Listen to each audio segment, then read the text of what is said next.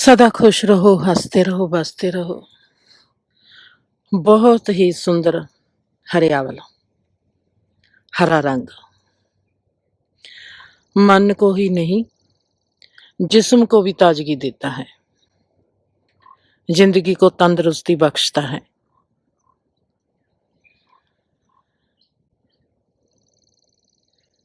क्या कहूं,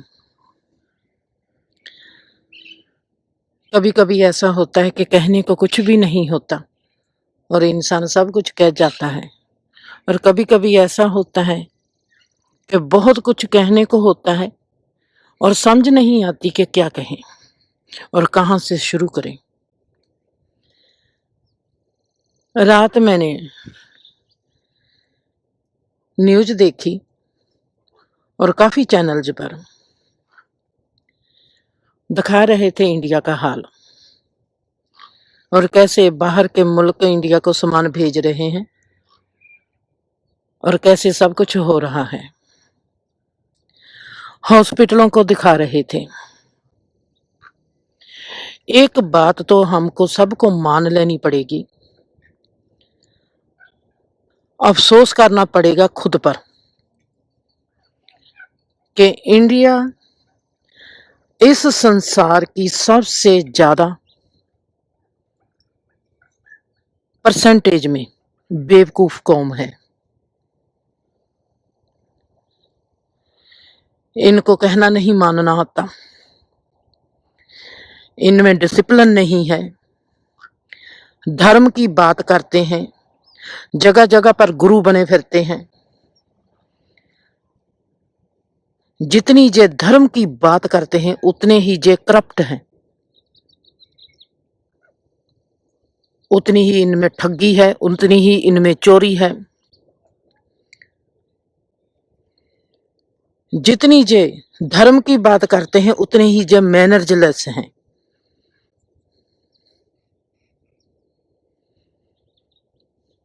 जितने जे रेगुलेशन बताते हैं धर्म के, धर्म ऐसा है, धर्म वैसा है, जितने जे धर्मों के नाम पर लड़ाई झगड़ा करते हैं उतने ही जे ठग चोर बदमाश हैं। कॉमन सेंस है ही नहीं, थोड़ी सी सेंस, थोड़ी सी अकल, थोड़ी सी तमीज है ही नहीं। उतना वक्त खराब नहीं होता जितना जे वक्त अपने मैनर्स की वजह से खराब कर देते हैं। और जो पढ़ा लिखा इंसान होता है, जो जिसके भीतर सुंदरता होती है, उसको बदने फूलने का मौका ही जे नहीं देते।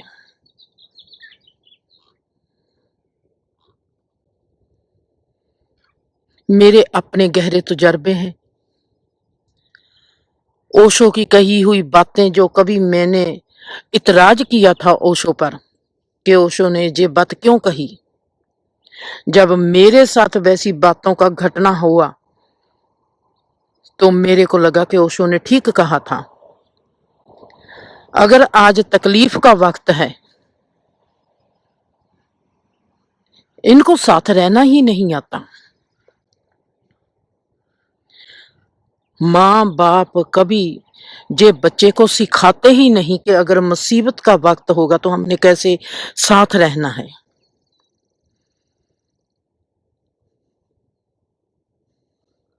हमको कभी सेवा का मौका मिलता है, वो सेवा करेंगे जहां पर हमको दिखावा मिलता है, हम दिखा सकें कि हाँ हम हैं। ऑक्सीजन चोरी हो रही है, दवाई चोरी हो रही है,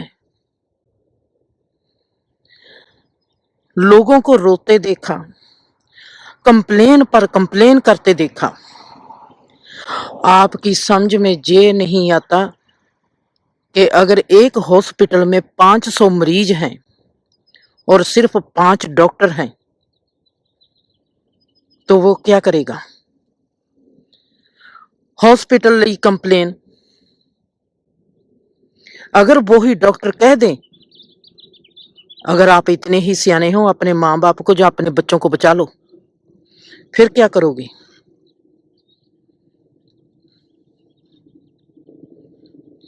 किसी बेवकूफ के साथ झगड़ा करना आपको पता है कितनी मुश्किल होती है? किसी ना समझ को कोई बात समझा ना पाना पता कितना औखा होता है, कितनी प्रॉब्लम होती है। हॉस्पिटल में पहुंच गए बीमार मरीज को लेकर, जैसे हॉस्पिटल ने ठेका ले लिया कि आपकी जिम्मेवारी खत्म होगी, आपको कॉमन सेंस हो चाहे ना हो, अब हॉस्पिटल की जिम्मेवारी है, वो अब डॉक्टर की जिम्मेवारी है, वो आपके घर के मेंबर को बचाएगा ही बचाएगा। वो उसी वक्त देखना आए, बाकी सबको छोड़ दे, तुम्हारे घर के मेंबर को पहले देखना शुरू करे। इतनी कंप्लेन, इतनी कंप्लेन, कॉमन सेंस ये भी नहीं आती कि 500 अगर मरीज हैं, डॉक्टर सिर्फ 5 हैं, तो बारी कैसे आएगी? और उस वक्त में हमको क्या करना चाहिए? पहले तो हमने आबादी की ओर नहीं देखा, फिर हमने पशुओं, परिंदों और पेड़ों की ओर नहीं देखा। हम कितने सेल्फिश हैं।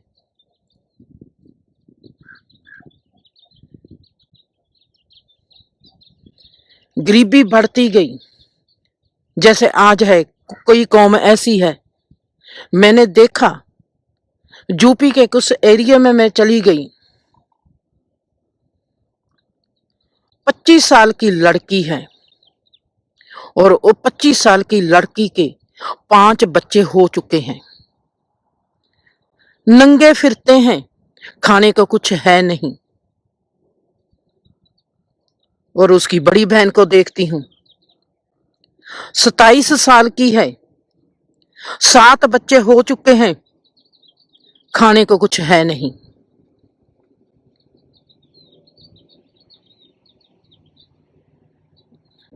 मैं किसी मोदी की तरफ नहीं, मैं इंसानियत की तरफ हूं कि अब हमको इतना भी समझ नहीं कि हम देख सके कि हमारी चादर कितनी है। 27 साल की लड़की है, 7 बच्चों को वो पैदा कर चुकी है, जिन बच्चों को मांस के लोथड़े हैं, जिनके सिर्फ हड्डी ही हड्डी दिखाई देती है। अगर मोदी कहता है कि 2 बच्चे चाहिए, 3 बच्चे चाहिए, और हम इतराज करते हैं कि जे हमारी कौम पर जे बात करते हैं। मांस के लोथड़े पैदा करते जाना, फिर उनको मारते चले जाना, वो जिएंगे कब? वैसा मांस का लोथड़ा कब जिएगा? कब वो जिस्मी लेवल पर तंदुरुस्त होगा? इसका मतलब है कि खुदा ने हमारे को जो समझ दी है, अकल दी है, बुद्धि दी है, वो फालतू की दी हुई है कि हमने जूझ नहीं करनी, इसको जंगाल लगा लेना है। कितने हम बेवकूफ हैं जब हम कहते हैं कि ये कोरोना वायरस मोदी ने छोड़ी हुई है। मोदी को आप तो अनजाने में ही भगवान बना रहे हो। आपको समझ है कि आप मोदी को क्या बना रहे हो? कि जे मिस्टर प्राइम मिनिस्टर नहीं, जे मिस्टर भगवान है, जे तो खुदा है।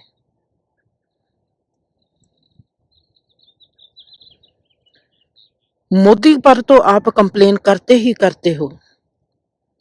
रात आपने, मैंने जब देखा कि आप कैसे हॉस्पिटलों को कंप्लेन कर रहे हो, कैसे डॉक्टरों को कंप्लेन कर रहे हो। आपके लिए आपका माँ बाप, बहन भाई जरूरी है, डॉक्टर के लिए वो जरूरी है जिसको पहले जरूरत है। और जब हमारे में इतनी ही सेंस नहीं, अगर डॉक्टरों ने 10 मरीज देखने हैं, हमारी बेवकूफी के कारण वो 5 मरीज ही देख पाएंगे अगर हम सहयोग नहीं देंगे। हमने देखा है जहां पर ऐसी बीमारी में अमेरिका में भी कमी आई है, इंडिया में तो आएगी ही आएगी। आबादी ज्यादा है, लोग कम है, डॉक्टर कम है, सहूलतें नहीं, तो वहां पर क्यों नहीं आएगी? जहां पर हमारा क्या फर्ज बनता है, सहयोग देना कि कंप्लेन करना? शर्म नहीं आती जब हम कंप्लेन करते हैं, हालात को समझते नहीं, हालात को देखते नहीं। आज भी जब मैं देखती हूँ कि वो ही इंसान मर रहा है, वो ही इंसान ज्यादा तकलीफ में है जिसको जिंदा होना चाहिए। सिंपल सी बात है।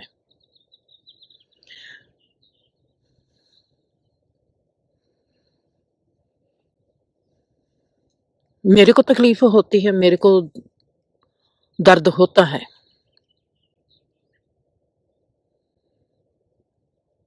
हम सोचते हैं कि हम बहुत अच्छे हैं, हम बहुत ही पवित्र जगह पर जन्मे हुए राजे महाराजे हैं, ऋषि मुनि हैं।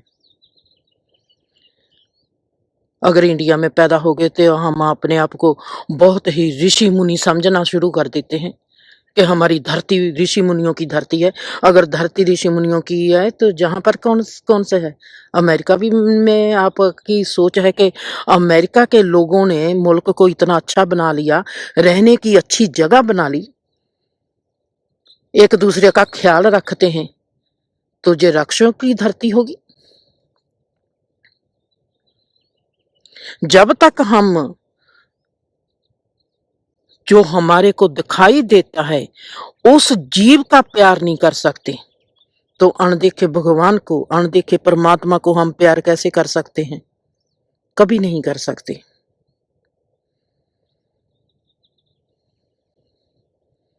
कनाडा में थी, इंडिया से अभी आई आई थी, एक इंडियन लड़का, मैं जिम ज्वाइन किया, एक्सरसाइज के लिए जाती थी।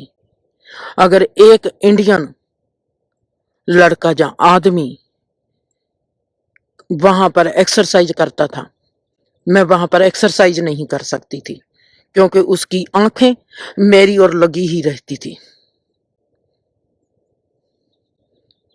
100 गोरा हो, इंग्लिश आदमी चाहे 100 हो, उनके बीच में एक लड़की एक्सरसाइज कर सकती है। क्यों? हर मामले में जिंदगी के हर हिस्से में हम इतने बेवकूफ क्यों हैं? क्या हमारे ही माँ बाप बहन भाई हैं जो बीमार हैं? कब हमको समझ आएगी कि हमने अकल भी दिखानी है? शर्म आती है जब टीवी पर हम देखते हैं कि इंग्लिश लोग इंडियन लोगों की कितनी इज्जत करते हैं। वो कहते हैं कि ये कौम अच्छी है, और हम इतनी बातें करते हैं, ऐसी बातें करते हैं। कितने मुल्कों ने कितना कुछ भेजा है।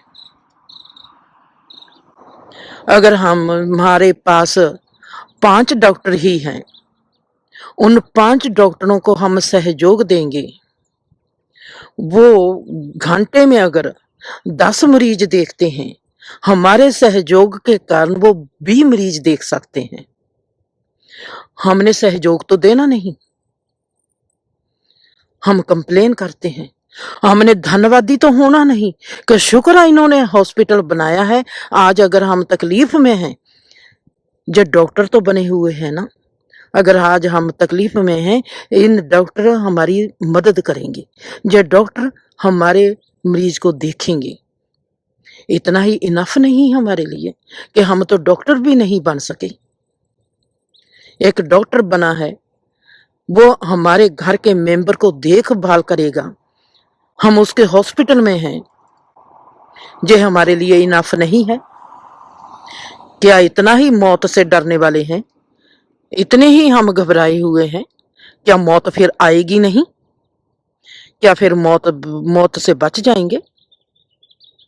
जिसको मौत आनी है वो तो आएगी ही। कितने हम मैनर्सलेस हैं, जहां पर हमको सहयोग देना चाहिए, हम सहयोग कभी किसी को देते ही नहीं। आराम से नहीं बैठ सकते। किसी एक ने भी नहीं कहा। यूपी की वीडियो थी, पंजाब की थी, महाराष्ट्र की थी न्यूज में। किसी एक इंसान ने भी नहीं कहा शुक्र डॉक्टर तो है, जो भी बच रहा है वो तो बच रहा है, जो भी जे कर रहे हैं शुक्र वो कर तो रहे हैं। इतने खुदगर्ज। किसी ने भी डॉक्टर का धन्यवाद नहीं किया, हॉस्पिटल का धन्यवाद नहीं किया।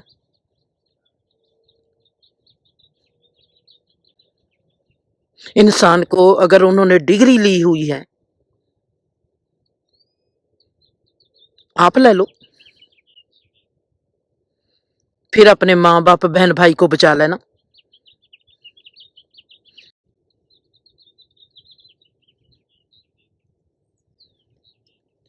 फिर मास्क नहीं लगाना। कहते हैं कि मोदी ने अफवाह फैलाई हुई है। एक तरफ मास्क नहीं लगाना, एक तरफ वैक्सीन नहीं लगवानी। जो लगवाते हैं उनके साथ बेइंसाफी करते हैं। एक तरफ हम किसी का कहना नहीं मानेंगे। हम अपने आप को बहुत बहादुर और बहुत धार्मिक समझते हैं कि खुदा ने जो करना है वो करके ही रहना है। अगर खुदा ने मौत देनी है तो मौत दे ही देनी है। दूसरी तरफ हम डॉक्टरों का थैंक्स कहने की बजाय उन पर कंप्लेन करते हैं। एक भी मरीज ने ये नहीं कहा हम जहां पर बैठे हैं, जहां पर बैठ ही गए, हॉस्पिटल में आ ही गए, थैंक्स है इस हॉस्पिटल का, थैंक्स है इन डॉक्टरों का, जब उनको वक्त मिलेगा वो इसको भी देख लेंगे।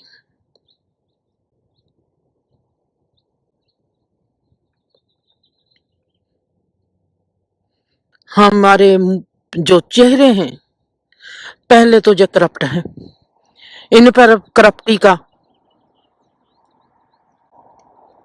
अगलीपन है, मतलब के पद्दापन है। ऊपर से हम कंप्लेन करते हैं, कंप्लेन का पद्दापन आ जाता है। आपको पता है कि इंडिया की कौम जो है, हमारी जो इंडियन कौम है, शक्ल सूरत से भी सबसे ज्यादा पद्दी कौम है।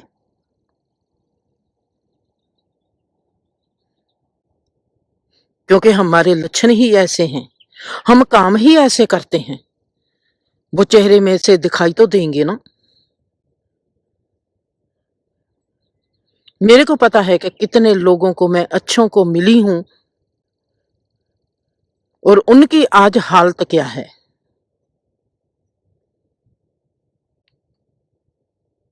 उन लोगों के लिए इतनी दूर भी बैठी मैं काम कर रही हूँ कि मैं काम करके उनके लिए कैसे मैं उनका साथ दूंगी और कैसे मैं उनके साथ रहूंगी और उनको कैसे क्या जरूरत है। इतने सुंदर इंसान जिंदगी के एक भवजल में फंसे हुए हैं और जिनको कुछ समझ भी नहीं आती, जिनके पास कोई समझ भी नहीं है, कॉमन सेंस भी नहीं है, वो इतने भद्दापन खिला रहे हैं, पूछो मत। अफसोस होता है कि हम साथ देने की वजह से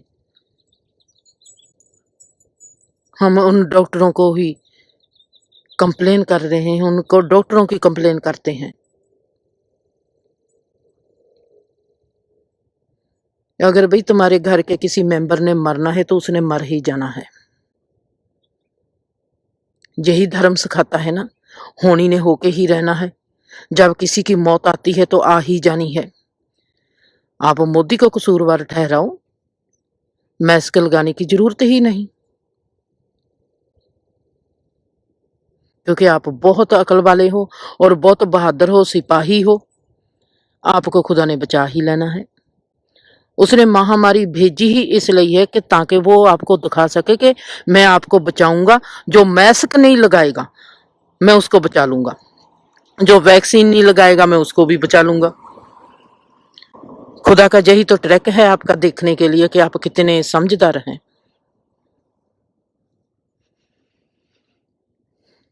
मेरे को नहीं होता कुछ भी। मेरे को उन डॉक्टरों पर तरस आता है। एक तो वो आपकी सेवा करते हैं, एक आपकी कंप्लेन झेलते हैं। अगर हम इतने ही उनके धन्यवादी नहीं हो सकते तो हमको खुदा कैसे बचाएगा। उनका सहयोग देना चाहिए, आराम से बैठना चाहिए, उड़ीक करनी चाहिए। कैसे रोते हैं, रोना पिटना कैसे शुरू कर देते हैं। अगर मरीज है, बीमार है, वहां पर ऊंची ऊंची आप ही रोएंगे पिटेंगे तो डॉक्टर या वो मरीज क्या करेगा। इतना ही प्यार आता है, इतने ही आप समझदार हैं, इतने ही आप में प्यार है कि आपको उसी वक्त रोना पीटना शुरू हो जाता है। हॉस्पिटल है और भी मरीज है, आप सोचो कि डॉक्टरों का क्या हाल होता होगा। हम सब ने एक दूसरे की हेल्प करनी है, एक दूसरे का सहयोग देना है, सहायता करनी है, या क्या करना है, या डिस्टर्ब करना है, या कंप्लेन करनी है। पहले मोदी को पकड़ा हुआ था, अब डॉक्टरों को पकड़ लिया।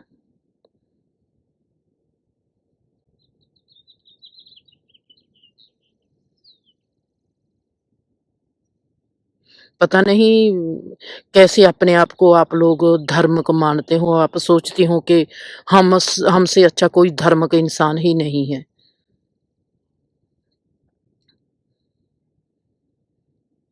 मैंने आपको बताया था कि मैं रोजे के दिनों में जब मैंने हजरत मोहम्मद से रोजों की सेवा मांगी थी, मैंने यूपी के 2 गांव ऐसे थे जहां पर मुसलमान मुसलमान ही रहते थे।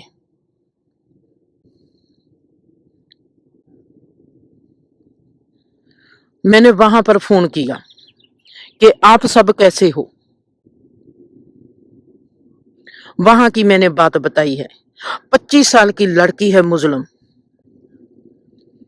जिसके 5 बच्चे हो चुके हैं। 7 साल की लड़की है मुस्लिम, जिसके 7 बच्चे हो चुके हैं।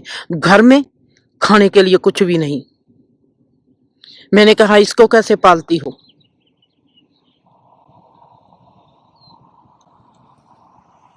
मैंने जिसके 7 बच्चे हैं उसकी बड़ी बहन है। मैंने कहा तो अब तो आपके और बच्चे नहीं लोगे।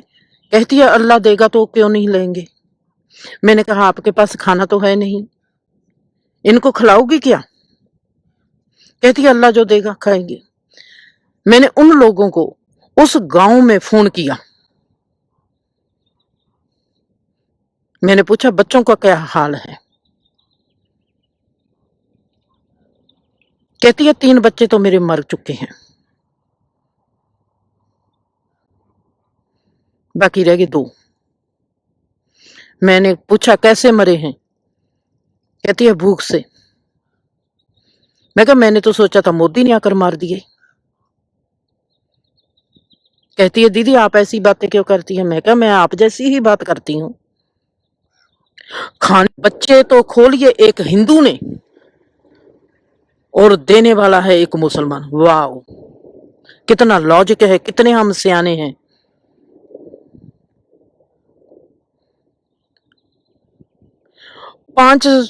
25 साल की लड़की के 5 बच्चे हो चुके हैं और मैं उसकी माँ के घर जाती हूँ, माँ भी प्रेग्नेंट है।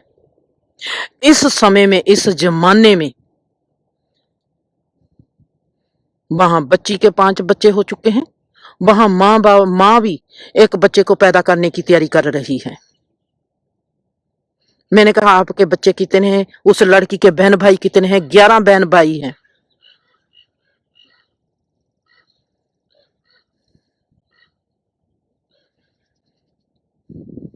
और वो सबसे छोटी थी। 25 साल के बाद फिर एक बच्चा हो रहा है। माँ से पूछा तेरी उम्र कितनी थी जब तुम्हारी शादी होगी, जब तुमने पहले बच्चे को पैदा किया। कहती है मैं 15 साल की थी जब मेरे पहला बच्चा पैदा हो गया था।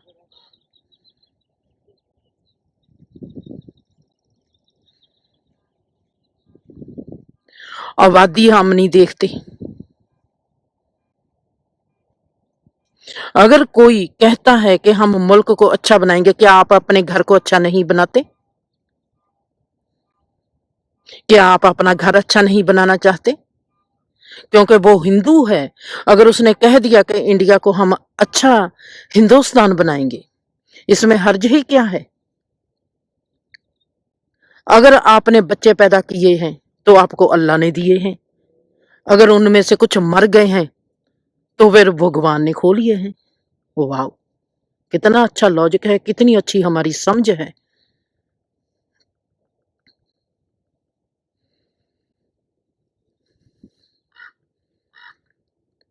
माँ को नहीं शर्म आती, बाप को नहीं शर्म आती कि हमारे बच्चे लोगों के बच्चे हो रहे हैं, उनके बच्चे इतने इतने हो गए हैं, 5-5 7-7 बच्चे हो गए हैं और हम और पैदा कर रहे हैं। लुधियाने में एक मेरे को बुजुर्ग मिला, सड़क के किनारे पर खड़ा था और बहुत ही दुखी था। मैंने रवि को भेजा, रवि जाकर पूछ के आओ उसको क्या तकलीफ है। हमको पता चल गया कि इसने खाना नहीं खाया, रोजे के दिन थे, उसने खाना नहीं खाया, 4-5 दिन से भूखा था। रोजे रखने के बावजूद भी उसको खाना नहीं मिल रहा था, बहुत गहरी तकलीफ में था। हमने उसको रिक्शे पर बैठाया और पीछे अपना रिक्शा किया, मैं और रवि उसके साथ उसके घर जाते हैं। हम देखते हैं कि उसकी जो नूंह है उसके बच्चा होने वाला है और उसने भी रोजा रखा हुआ है और उसके पास भी खाने के लिए कुछ भी नहीं है। घर की हालत देखकर मैंने रवि को भेजा कि जाके खाना लेके आ। 4,000 वो अपने घर का पे करते हैं, जो अभी उन्होंने 6 महीने से दिया नहीं। रोजे रखे हुए हैं पर खाना किसी के पास भी नहीं। उनकी बेटी बहुत अच्छी है, उसकी भी शादी होने वाली है। उसके बच्चे, उस बुजुर्ग के बच्चे भूखे मर रहे हैं और उसने, आप है वो तकरीबन 70 साल का, उसकी नूंह के भी बच्चा होने वाला है, नूंह के बच्चा होने वाला है, रोजे रखे हुए हैं और उसके साथ ही उसके पेट में पथरी पड़ी हुई है।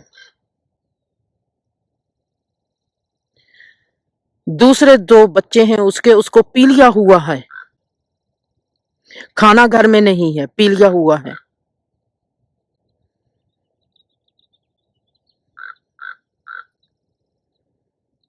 और वो जो 70 साल का है, मैं उसको गाली निकाल रही हूं, सॉरी, हरामी। उसने 18 साल की लड़की के साथ, उससे बड़ी उसकी लड़की है, 18 साल की लड़की के साथ शादी की हुई है और उसके 2 बच्चे हैं छोटे छोटे। सभी भूखे के भूखे वहां पर पड़े हैं।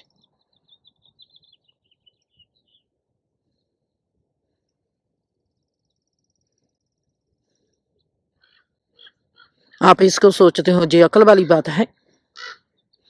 अल्लाह ने आपको दिमाग नहीं दिया, आपको अकल नहीं दी, उसने ये नहीं कहा कि समझ के साथ चलना है।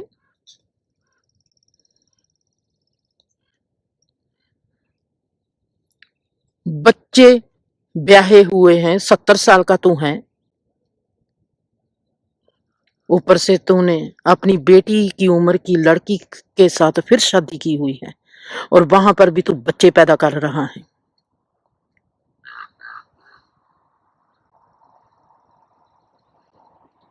लड़की का ऑपरेशन करवा दिया, जो करना था कर दिया, प्रेग्नेंट है, पेट में पथरी पड़ी हुई है, इतनी तकलीफ में है, रोजा रखा हुआ है, बाकी के 2 मेंबरों को पीलिया हुआ है, 70 साल का तू बूढ़ा है, 18 साल की लड़की के साथ तू शादी करके 2 बच्चे पैदा कर चुका है। और अगर मिस्टर मोदी कहता है कि 2 बच्चे ही होंगे, ये हमारी कौम के साथ बेइंसाफी होगी? अरे बेवकूफी की भी कोई हद होती है।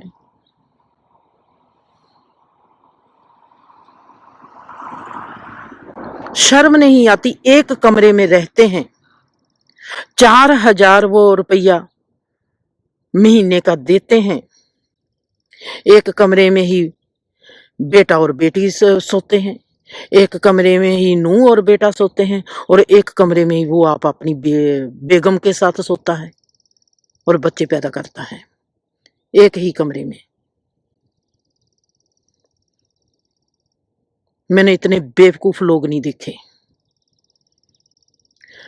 पंछी को भी पता है, अगर मैंने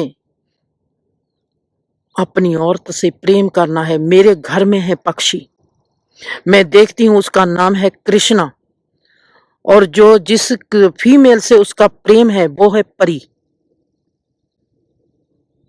कृष्णा और परी भी एक दूसरे से जब प्रेम करते हैं तो वो कैसे छुप कर बैठ जाते हैं। परिंदों में भी ये है, शर्म हया है।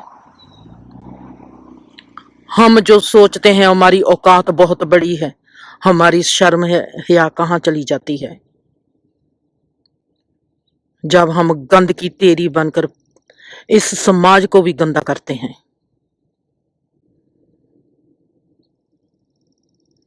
वहां पर नहीं आती शर्म। मैं उस बुजुर्ग का चेहरा देखती हूँ जिस पर मेरे को तरस आया, मेरा दिल करता था मैं अपने चेहरे पर एक थप्पड़ लगाऊं कि इस हरामी पर मैंने तरस किया है।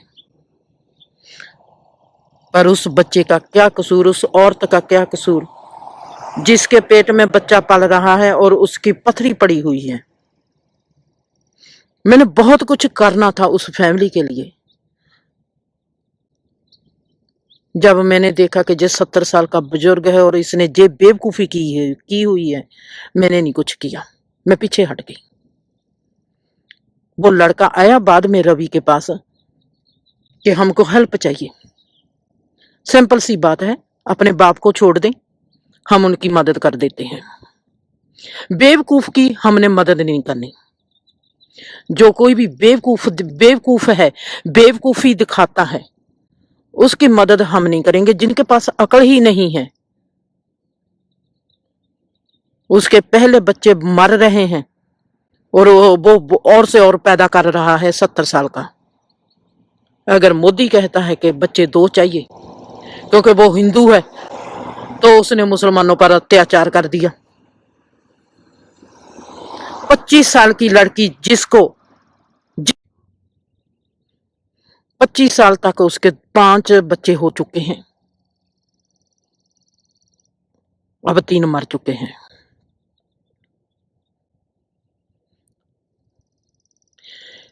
अगर हमारे में अकल की कमी है,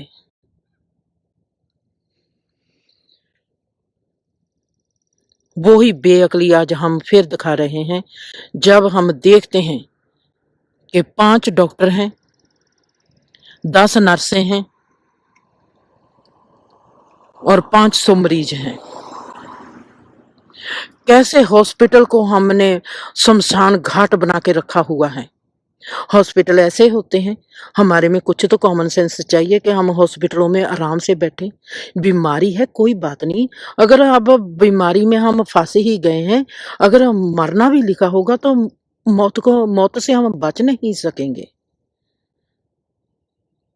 मरना लाजमी है, आज नहीं मरेंगे कल को मर जाएंगे।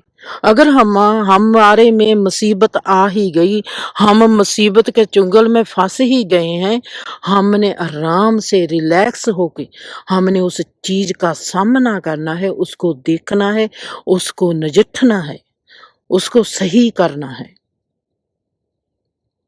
अगर इतना झगड़ा करेंगे, रोला पाएंगे, ऊंची ऊंची रोएंगे, पिटेंगे, तो डॉक्टरों को हम डिस्टर्ब नहीं करेंगे। पहले ही 5 डॉक्टर हैं, पहले ही सिर्फ 10 नर्सें हैं, तो फिर हमारा इलाज कैसे होगा। साथ देने की बजाय हम कैसा हालात को बिगाड़ देते हैं। ये हॉस्पिटल नहीं, हॉस्पिटल को तो हमने शमशान घाट ही बनाकर रखा हुआ है। इतना रोते हैं, इतनी कंप्लेन करते हैं। तौबा तौबा तौबा तौबा, ये धार्मिक लोग हैं।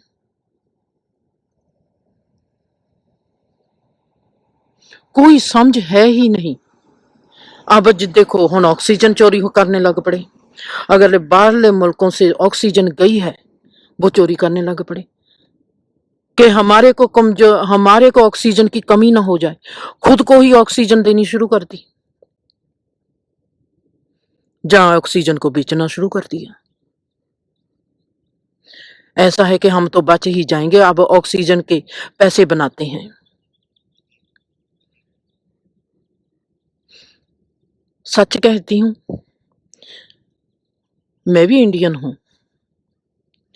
इंडिया जहां पर अमेरिका में बड़ी बड़ी पोस्टें पर, ऐसे ही सोच लो, गूगल का जो सीईओ है वो भी इंडियन है। बड़ी बड़ी पोस्टों पर पेप्सी कोले की जो सीईओ है वो भी इंडियन लेडी है। बड़ी बड़ी पोस्टों पर अमेरिका में इंडियन लोग हैं। और इंडिया ही सबसे ज्यादा निकम्मी कौम है। इनको अकल ही नहीं। वहां ही हीरे पैदा होते हैं और वहां ही कोले की खाने हैं। कोले की खानों में ही हीरे पैदा होते हैं। ये बात बिल्कुल सही है। ऐसे नहीं, अगर हमारे में 30% हीरे पैदा हो गए तो 70% तो हम कोले ही हैं।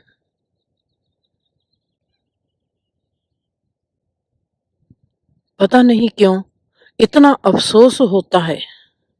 ऐसा अफसोस हुआ था जब इंदिरा गांधी को मारा गया था। मैं नहीं कहती वो अच्छा किया था सिखों ने या बुरा किया था, वो मेरे को कोई पता नहीं, उस बात में मैं नहीं हूं। पर जो जश्न मनाया गया था कनाडा में, लोग मेरे से कितनी बार मेरे से पूछा, क्या तू हिंदू है या सिख है? मैंने कहा मैं तो कुछ भी नहीं, मैं तो इंसान भी नहीं। हम क्या करते हैं, क्या सोचते हैं,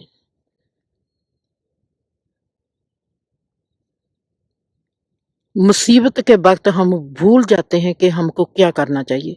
हमको थोड़ा होश रखना चाहिए, खुश रहना चाहिए, शांत रहना चाहिए। खुश क्यों रहना चाहिए मुसीबत के वक्त भी? ताकि जो हमारी जो एनर्जी है वो पॉजिटिव रहे और वो ताकतवर रहे। हमारी एनर्जी और हमारे शरीरी कीटाणु सदा ही ताकतवर रहेंगे अगर हम शांत रहेंगे और खुश रहेंगे। वक्त कोई भी हो, चाहे वो मुसीबत का है, चाहे वो खुशी का है, जो चीज ने होना ही है, मौत ने आना है तो आएगी ही, कोई बचा नहीं सकेगा। मौत ने नहीं आना, हमने जीना है तो कोई हमको मार नहीं सकेगा। इतना तो हम खुदा पर भरोसा करते हैं, इतना तो हम परमात्मा पर भरोसा करते हैं ना। तो फिर हमारे में जे तनाव, रोना, कंप्लेन करनी, ये कहां से आता है? हम सिर्फ खुद को बचाना चाहते हैं, अपने घर वालों को बचाना चाहते हैं। भाई सब ही अपने घर वाले हैं। आज मेरे को किसी ने कहा कि जो तेरे को इतना इंडियन लोगों का प्रेम आता है, अगर तू आज इंडिया होती तो तेरा सारा प्रेम जो था वो सब निकल जाना था तुम्हारे दिल में, कि लोग जहां पर इतनी बेवकूफी दिखा रहे हैं। मैंने कहा प्रेम तो निकलता चाहे ना निकलता, पर इतनी जरूर बात है, जैसे मैंने वीडियो देखी है, जैसे जो कंप्लेन करते हैं, मैंने थप्पड़ जरूर लगा देने थे। और मैं फिर घबराती नहीं, डरती नहीं, उम्र कोई भी हो, मेरे से थप्पड़ जरूर पै जाने थे। काश मैं उन 3 हॉस्पिटलों में होती। जो भी लोग वहां पर बेवकूफी कर रहे थे, उन सभी के थप्पड़ मेरे से लग जाने थे, अकल टिकाने आ जाती। बस आप में से कई लोग ऐसे हैं जो बहुत ज्यादा सियाने हैं और पढ़े लिखे हैं। ऐसे नहीं कि पढ़ाई के साथ अकल आती है। मेरे पढ़े लिखे का मतलब है कि समझ से आप बहुत सियाने हो।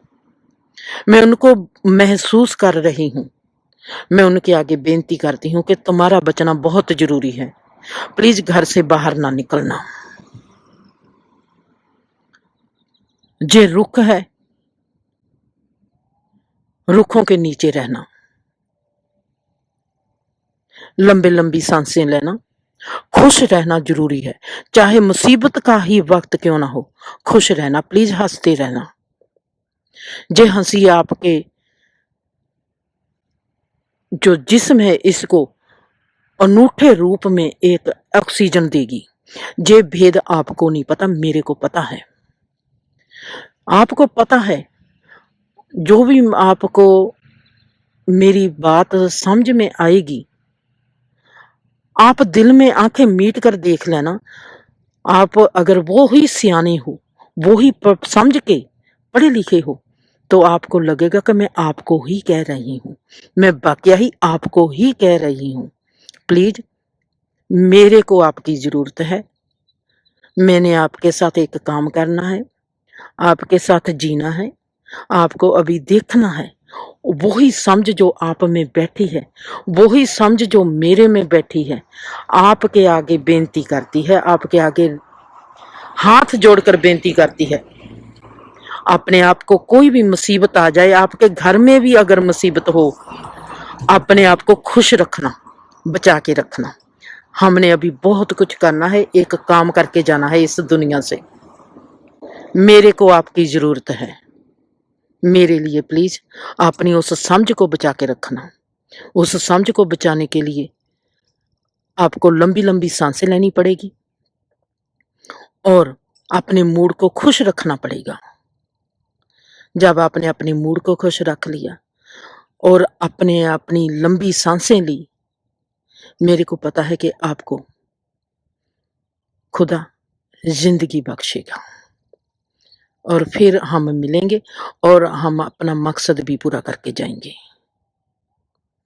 आप जानते हो कि मैं आपको ही कह रही हूं, वही इंसान को, वही औरत को, चाहे वो आदमी है चाहे वो औरत है, जिसमें एक समझ बैठी है, वो समझ बचनी चाहिए, वो समझ नहीं मरनी चाहिए।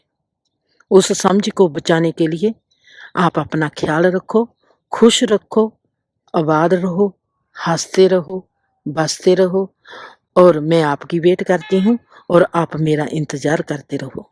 खुश रहो।